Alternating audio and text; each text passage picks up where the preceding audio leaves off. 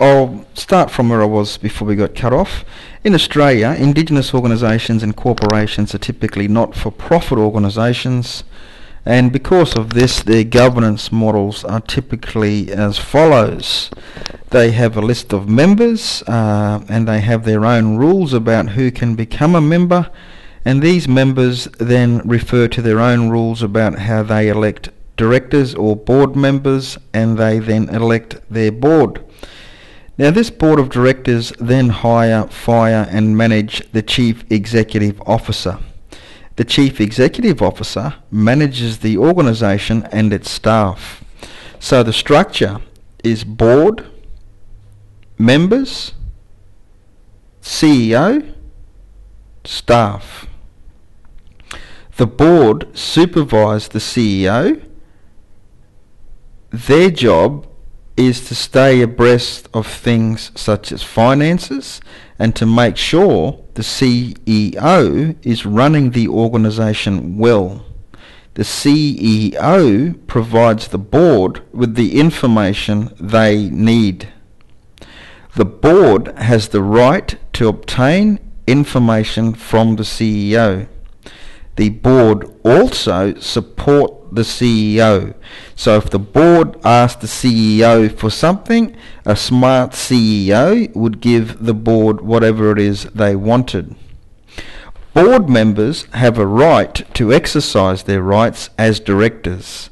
They have a right to seek information, to seek advice, and to voice their concerns.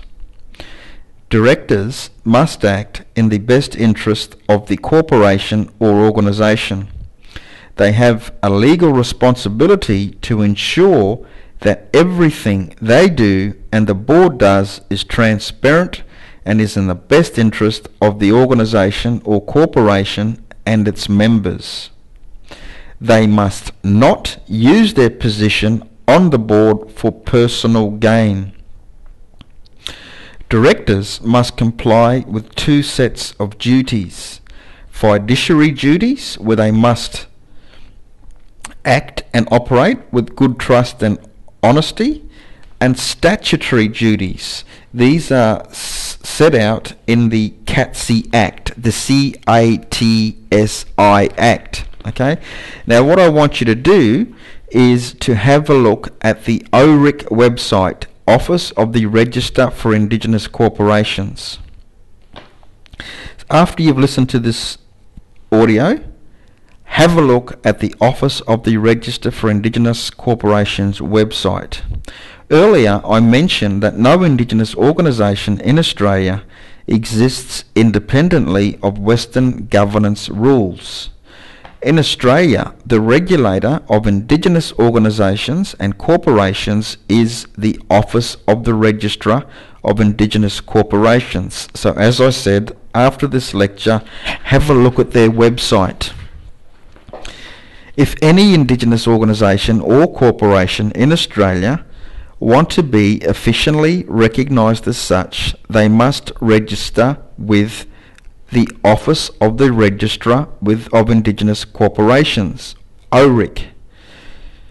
To do this, they must comply with ACIKE guidelines. These include a wide range of things, such as having a constitution, things to include in the constitution, staying abreast of and providing ACIKE with all financial records, membership details, minutes of meetings, assets, etc.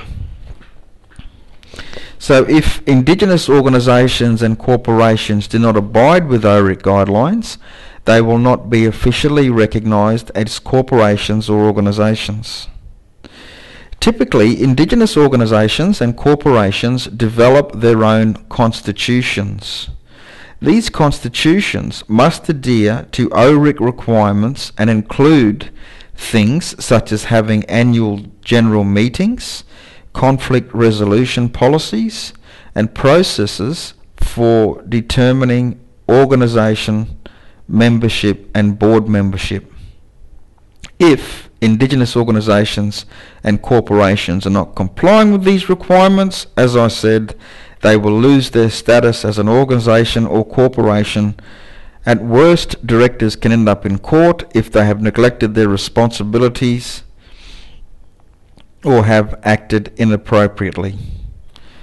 So if these organisations do not comply with these things or are having trouble complying with these things, what the Office of the Registrar of Indigenous Corporations will do is send in one of their administrators, and as soon one of these administrators is sent in, the CEO, the governing committee, the directors, etc., lose their powers and the administrator is in control.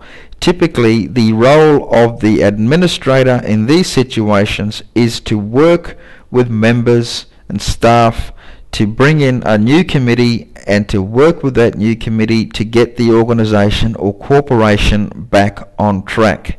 Okay, so it's not about going in there in the first instance and sending people to court and closing the place down. Okay, it's about working with the organisation to get them back on track. Typically, if Indigenous organisations or corporations are experiencing problems, in the first instance they should refer to their constitutions. Now, as I said, if they can't work through those issues, ACIKE appoints an administrator to help those people work with them to get back on track. Now, some of the things that Indigenous organisations and corporations must adhere to include things, as I said, such as abiding with formal meeting arrangements and documenting the meetings through minutes. Minutes provide legal record of who said what and what was actually discussed. Other things include having annual general meetings, for example, and how long, for example, the board have to inform members of annual general meetings or special meetings. Often you will see these in the public notices section of the newspaper. Organisations and corporations must provide their members with public notice of upcoming annual general meetings, and they must do so within a certain time frame that is determined by their own constitutions. For example, their constitution may state that they have to provide members with 14 days notice of an annual general meeting. If they provide 13 days notice, the meeting is null and void. Then the order and the process of these annual general meetings are also determined by the organisation or corporation's constitution. From who can chair the meeting, the order of business, who can attend meetings, and what happens with conflict at meetings.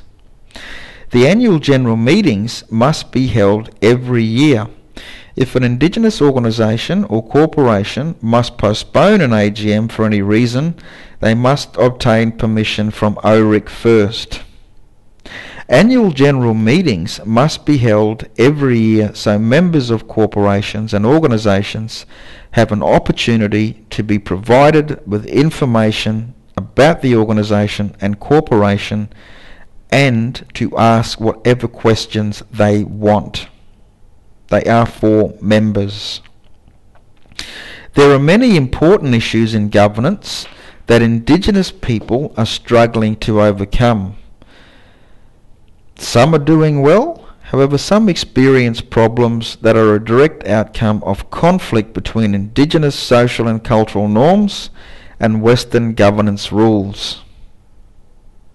Now, sometimes these problems are a direct result of Indigenous people not being fully aware of what good Western governance involves and not being fully aware of their own roles as directors. For example, if Indigenous people have low levels of education and low levels of English, they are probably not going to be aware of Western governance.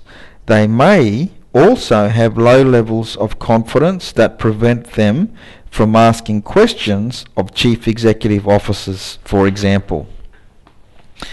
Directors not being aware of their role as directors can be a huge problem for Indigenous organisations and corporations. They can engage in and promote poor governance processes as a result. For example, they can intentionally or unintentionally perpetuate conflict of interest.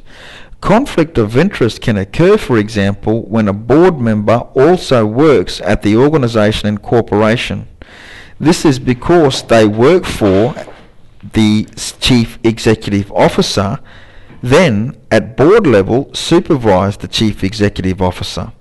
This could very well be seen as a conflict of interest, as the board member, who is also a staff member, may support the CEO just so they can retain their own job.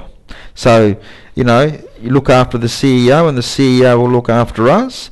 That person should not be on the board because they are not thinking about the interests of the broader membership and organisation.